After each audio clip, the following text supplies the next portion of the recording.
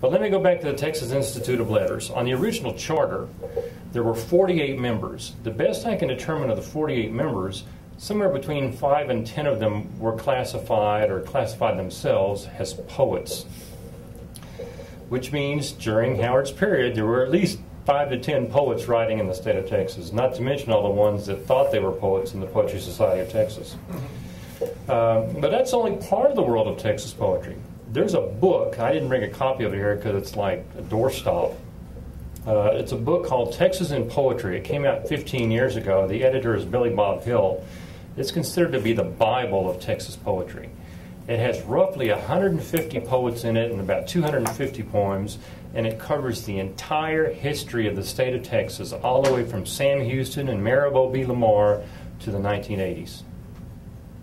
And each poet that's selected has at least one, probably 2 or 3 poems in there. It encompasses about 30 to 35 of the Texas Poet Laureates plus scads of others. Howard's work's not in there, which is kind of unusual, but there were some copyright issues at the time where it couldn't be released. It's also easy enough to start throwing out dates about other poets and stuff and how the timing for Howard was all wrong, but it doesn't reduce Howard's significance or uniqueness. Nobody else in the state of Texas was doing what he was doing. Today we're more cosmopolitan. Borders don't matter. But it's the material that makes the difference. While not all of Howard's poetry is good or even gold, a lot of it is, and the public needs to see it. If you've got kids, you know they have to live through the experience in April of National Poetry Month. They've got to do some type of little poetry project. Those kids should be reading poetry by Robert E. Howard, who is a native, a resident of Texas. He lived here. He wrote about Texas. They should be reading poetry by Texas poets. How did we make that happen? Well, we put the books in their hands one way or the other. Howard was one of the earliest Texas writers and one of the most imaginative. 2 other Texas writers that come to mind immediately were prose writers. And you might recognize them when I bring their names up. J. Frank Dobie and Walter Prescott Webb. They were prose. But they're held up as literary icons, and in some of Howard's correspondence, their name comes up as authors that Howard read. Don Graham had an excellent essay called Texas Historical Literature, and he mentioned several other early Texas writers, but while some of them were dabbling in the pulps, doing a lot of Raymond Chandler type stuff, they were not producing anything like what Howard was generating. That worked both for and against Howard, especially in terms of what could be called a wonderful isolation. There were other poets, Carl Wilson Baker. You may not recognize these names, but you might. Carl Wilson Baker, Lexi Dean Robertson, Grace Noel Kroll. They were all poets, Texas poets, who were well known at a national level and did not generally succumb to the bucolic, romanticized frontier view of Texas. Robertson and Kroll were both Texas State Poet Laureates in later years. Lexi, I wish Rusty is in here. Is Rusty in the back anywhere? Mm-hmm. Yeah. Rusty may know that name, Lexi Dean Robertson, because she lived in Rising Star. And Howard met Lexi Dean Robertson. So he knew about her. He actually went into her house. From what I know and what I've heard about Lexi Dean Robertson, that meeting had to be something like Conan the Barbarian meeting Aunt Bee. Let's just leave that image just right there, okay? A few years later, Lexi Dean Robertson did become one of the Texas State Poet Laureates. But what's really interesting, you may never heard of her name before, so in terms of staying power, Howard was obviously the victor here. And I want to pay some extra attention to Carl Wilson Baker. And that first name is spelled K-A-R-L-E. In terms of, and she's a female, in terms of strong female characters, she would have represented an ideal model for Howard, a very Red Sonja type of character. In fact, Miss Baker was very aware of how a woman poet would be viewed in a male-dominated society.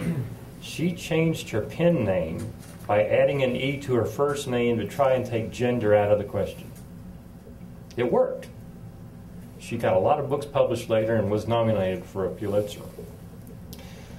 Don Graham also said that many of the writers of that period were versifiers. Okay, Frank and Barbara, y'all know this. How many of his poems were free verse? Well, very few. Most of them were rhymed and metered, right? So Howard was a versifier and heavily influenced by earlier writers, like y'all mentioned. To a large extent, you know, it's true. He did depend on Kipling and Service and some of the others. The influence of the Romantics and the Victorians, it permeates early Texas verse, though, even other than Howard's, going back to well before the 1800s.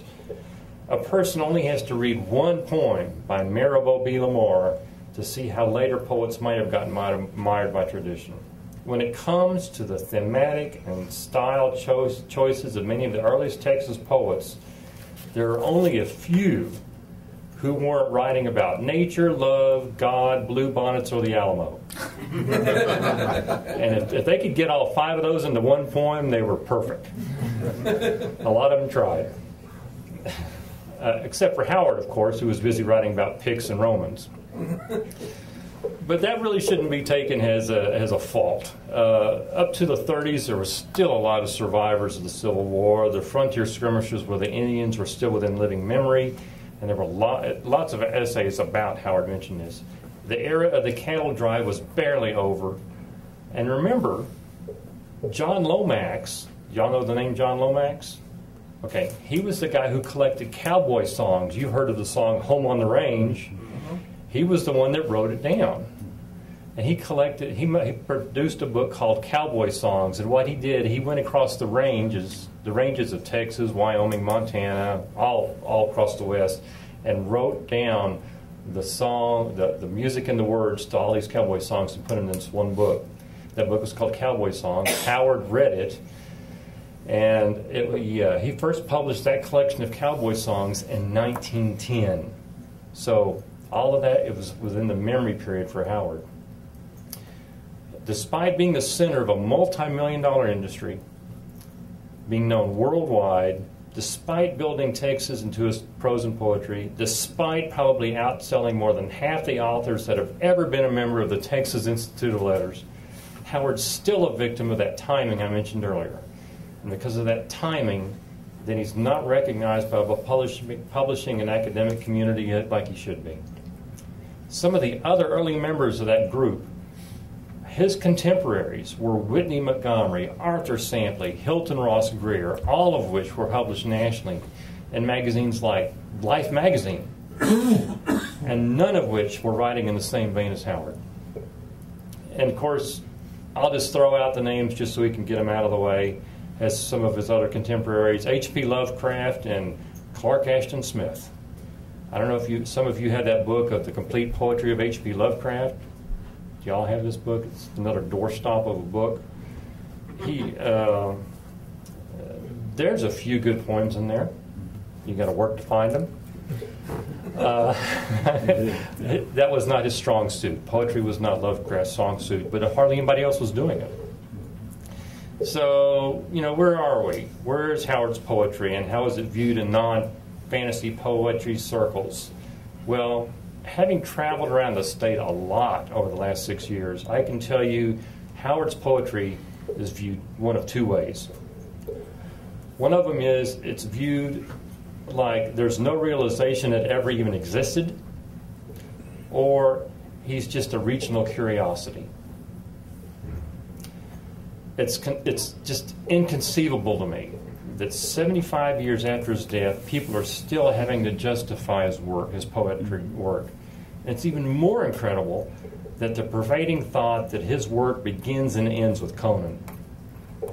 That perception has meant that all of his non-Conan work, especially his poetry, has been pushed to the background.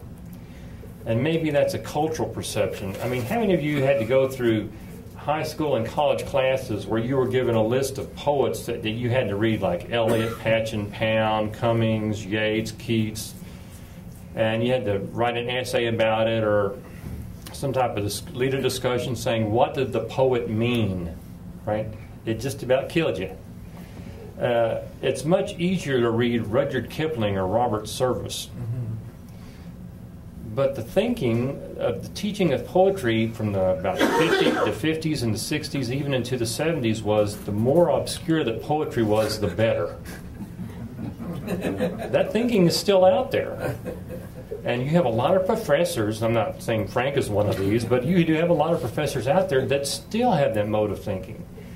And it's hard to get through that. Something that is as simple and as accessible as Howard's poetry just kind of gets pushed aside.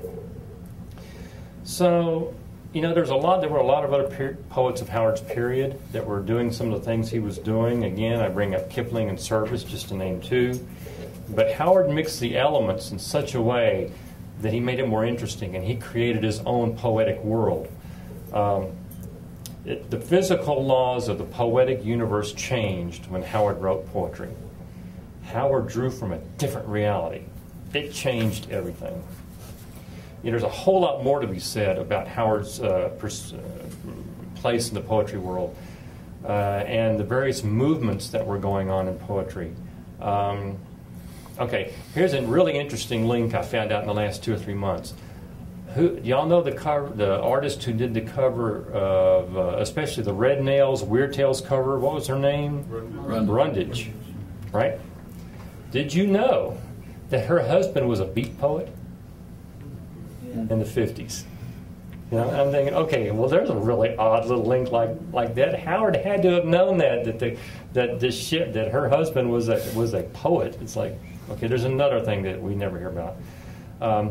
But in regards to Howard's poetry, was he a modernist, like Eliot Patchen or Pound? Not really. Was he an aesthete? Well, was he related to Aubrey Beardsley in terms of content? Well, kind of, maybe. Was he a Georgian? Was he a war poet?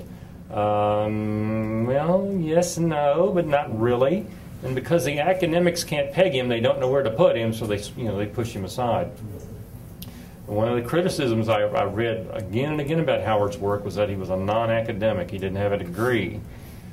Well, neither did J. Frank Dobie.